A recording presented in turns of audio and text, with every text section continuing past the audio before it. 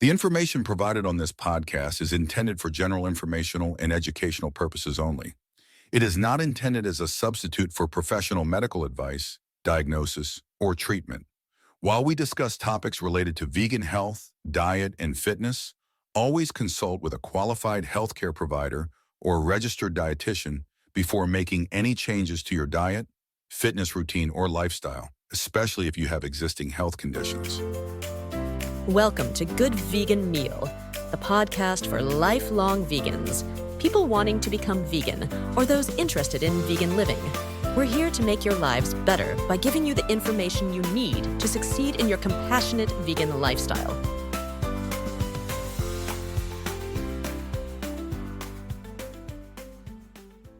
Today, we're taking a deep dive into a topic that's sparking a lot of conversation and, well, maybe a bit of skepticism sometimes: raising children on a plant-based diet. A lot of parents, perhaps like you listening, want to provide the absolute best for their kids, aiming for optimal health, happiness, and increasingly they're exploring veganism for its potential benefits, sure, for well-being, but also thinking about animal welfare and the environment. That's absolutely right.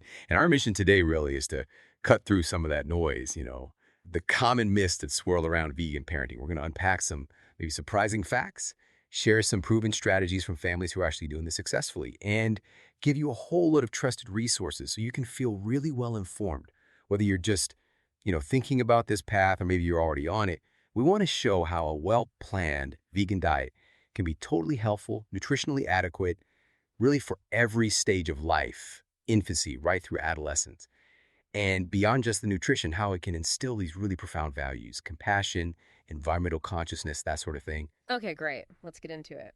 We're going to start by tackling 5 common misconceptions, the things that tend to pop up when we talk about raising vegan kids. It seems like even for those of us who are pretty committed to plant-based living ourselves, these ideas still get thrown around maybe at family dinners or school events. So it's good to have clear science-backed answers ready. Let's dive right into the first big one. This idea that kids who don't drink cow's milk will automatically be like calcium deficient. Wow, that got milk marketing really stuck, didn't it? Made us think cow's milk was the only way. It really did. Yeah, it's a deeply ingrained belief.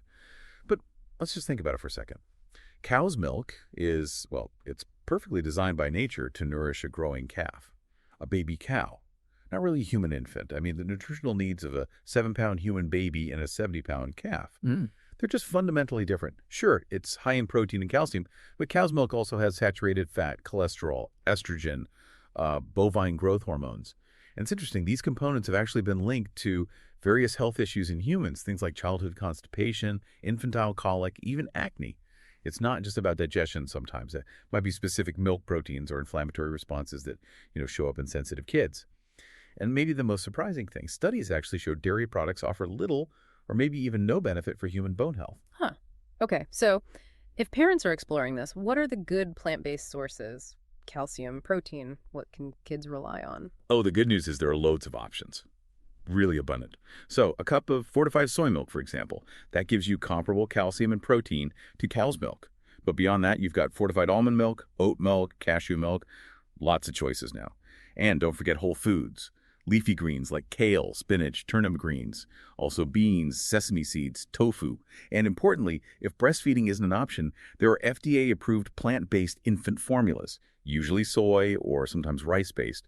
They're excellent, nutritionally comparable alternatives. Okay, that definitely helps with the dairy myth. But another common concern we hear, it's about parents choosing this diet for their child.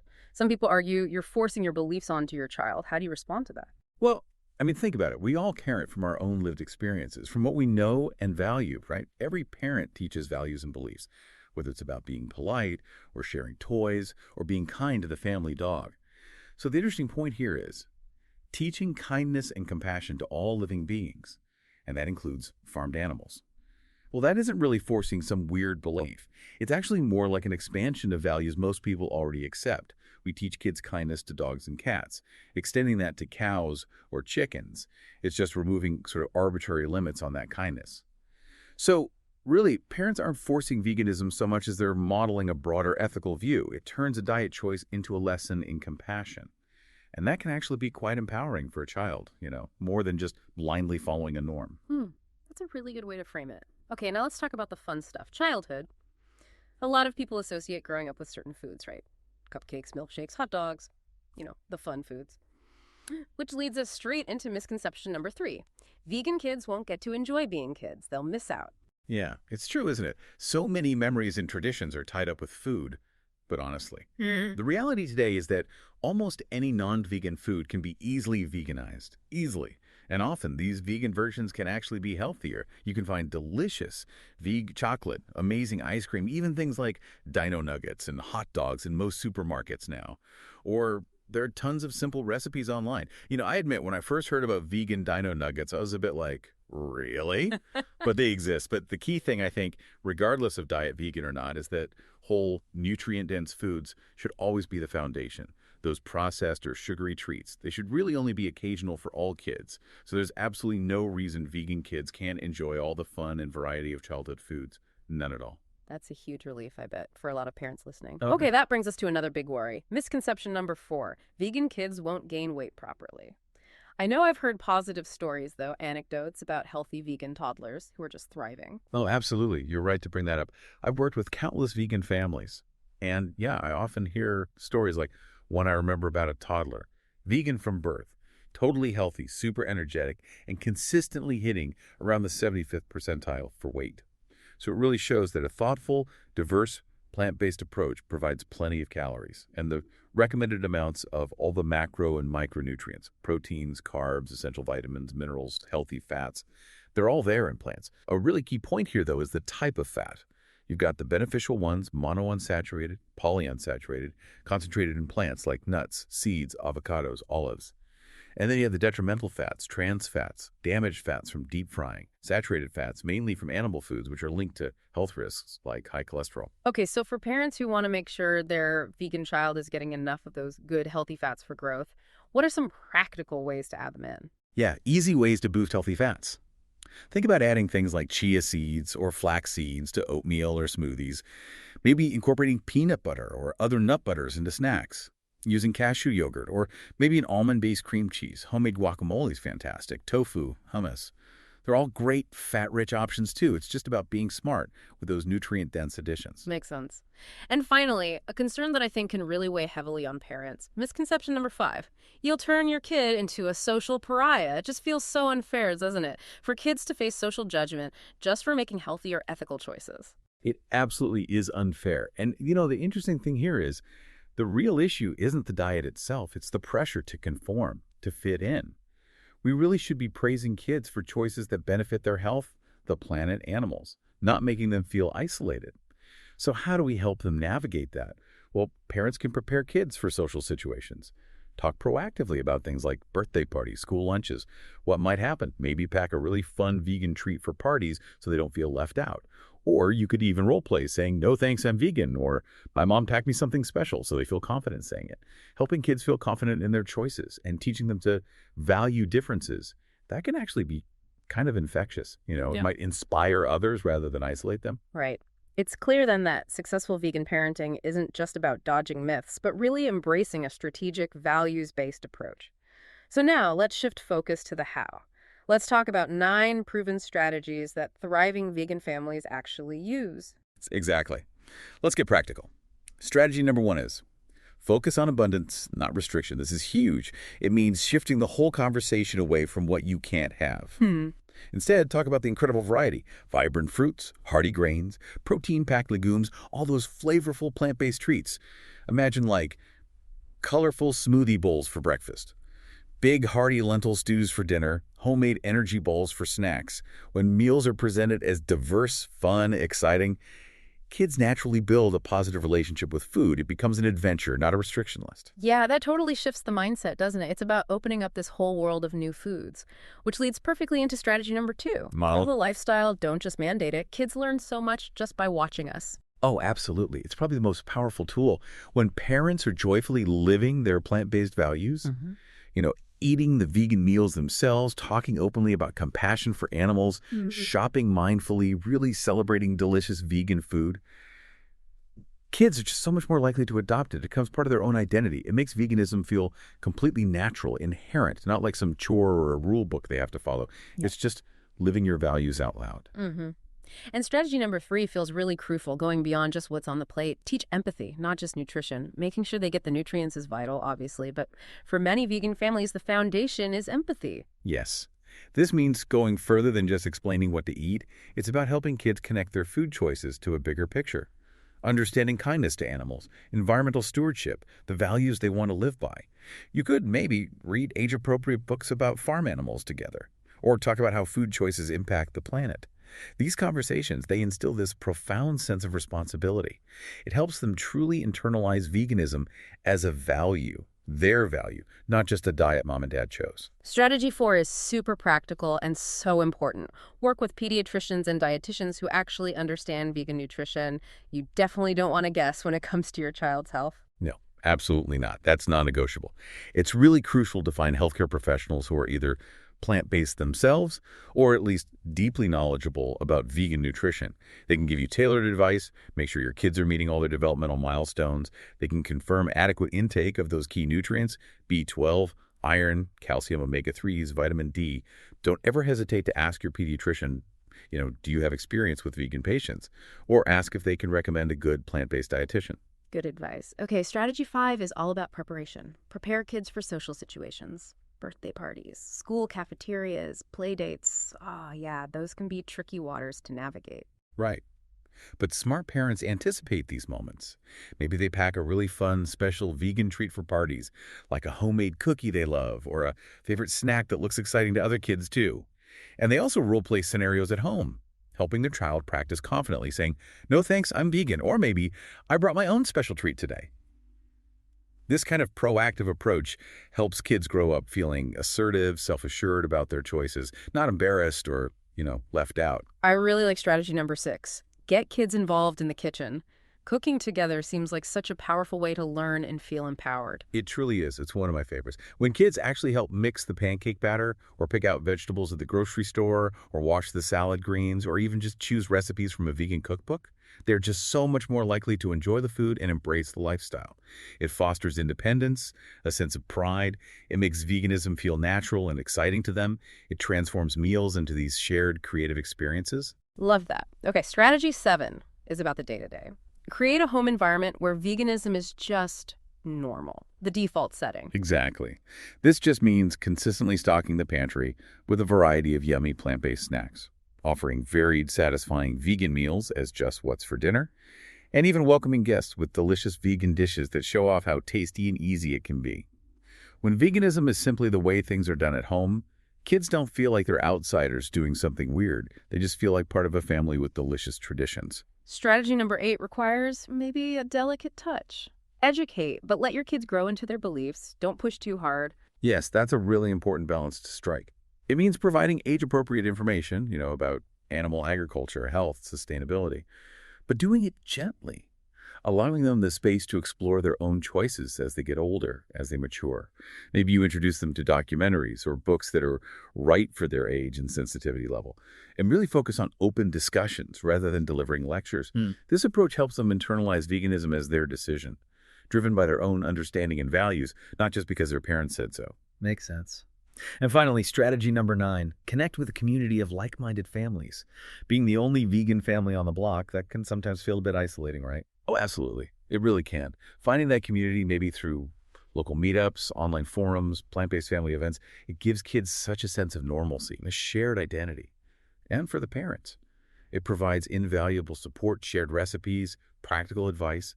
It significantly reduces those feelings of isolation. That shared experience just reinforces that they're part of something larger, a growing movement. So we've covered debunking myths. We've got these great practical strategies. Now let's dig into the essential nutritional considerations for vegan kids. You mentioned the Academy of Nutrition and Dietetics has a really clear position on this, which sounds incredibly helpful. They do, and it's a really powerful statement for parents seeking reassurance. Their official position is that appropriately planned vegetarian, including vegan, diets are healthful, nutritionally adequate, and may provide health benefits in the prevention and treatment of certain diseases. And what's particularly notable is they explicitly state these diets are appropriate for all stages of the life cycle. That includes pregnancy, lactation, infancy, childhood, adolescence, older adulthood, and even for athletes. Plus, they add that plant-based diets are generally more environmentally sustainable. Okay, so beyond just being adequate, which is great, what are the key nutrients parents really need to pay close attention to on a vegan diet for their kids? And are there any specific benefits to highlight? Right, so you'll definitely want to focus on ensuring they get enough protein. Good sources are things like beans, lentils, tofu, tempeh, nuts, seeds. Calcium, as we talked about, from fortified plant milks, but also leafy greens like kale and broccoli. Iron is important, found in legumes, whole grains, fortified cereals. Pair it with vitamin C sources to boost absorption. Omega-3 fatty acids, think flax seeds, chia seeds, walnuts. Maybe an algae-based supplement for DHEPA if needed. And vitamin D usually from sunshine and fortified foods, but supplementation is often recommended, especially in certain climates.